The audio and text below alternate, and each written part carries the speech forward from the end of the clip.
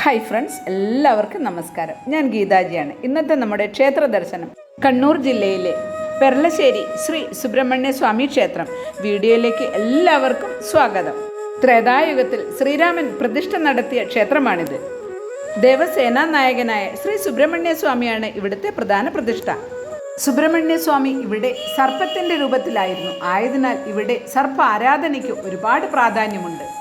തീർത്ഥാടകർ ഗുഹയിൽ വസിക്കുന്ന പാമ്പുകൾക്ക് വിവിധ രോഗങ്ങളിൽ നിന്ന് മുക്തി നേടുന്നതിനായി കോഴിമുട്ടയും പാലും നൽകി നാഗ ആരാധന നടത്തുന്നു.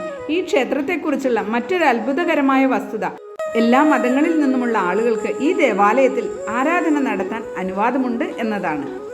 അയ്യപ്പസ്വാമി ക്ഷേത്രത്തിൻ്റെ തൊട്ടു മുന്നിലായിട്ട് കാണുന്ന ഒരു അരയാൽ മരമാണ്.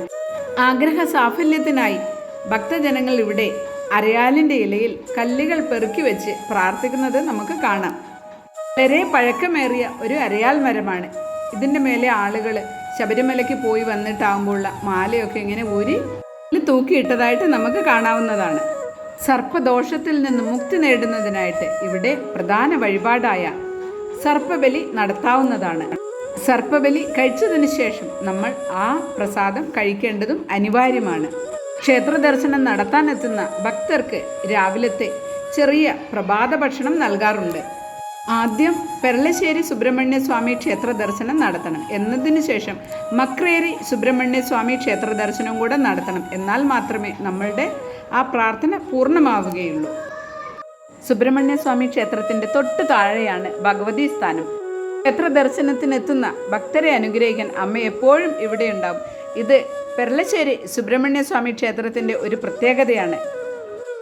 അങ്ങനെ അമ്മയുടെ അനുഗ്രഹവും മേടിച്ചു പെർളശ്ശേരി സുബ്രഹ്മണ്യ സ്വാമി ക്ഷേത്ര ഐതിഹ്യത്തെക്കുറിച്ചും ഇവിടുത്തെ പ്രധാന വഴിപാടുകളെക്കുറിച്ചും ആ വഴിപാടിൻ്റെ ഗുണങ്ങളെക്കുറിച്ചും ഒക്കെ മുന്നേ ഞാനൊരു വീഡിയോ ചെയ്തിട്ടുണ്ട്.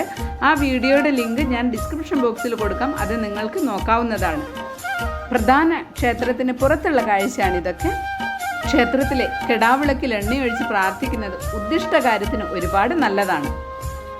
പ്രധാന ദിവസങ്ങളിൽ ഇവിടെ അന്നദാന പ്രസാദവുമുണ്ട്. കെടാവിളക്കിൽ എണ്ണയൊഴിക്കുന്ന സ്ഥലത്തുള്ള കാഴ്ചയാണിത്.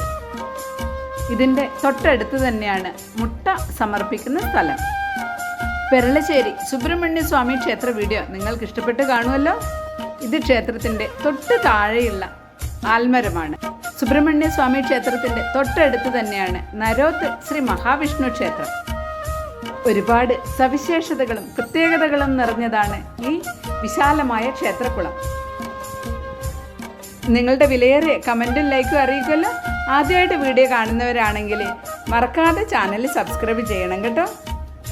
ഈ വീഡിയോ കാണുന്ന എല്ലാവർക്കും സുബ്രഹ്മണ്യ സ്വാമിയുടെ അനുഗ്രഹം ഉണ്ടാകട്ടെ എന്ന് ഞാൻ പ്രാർത്ഥിക്കുന്നു.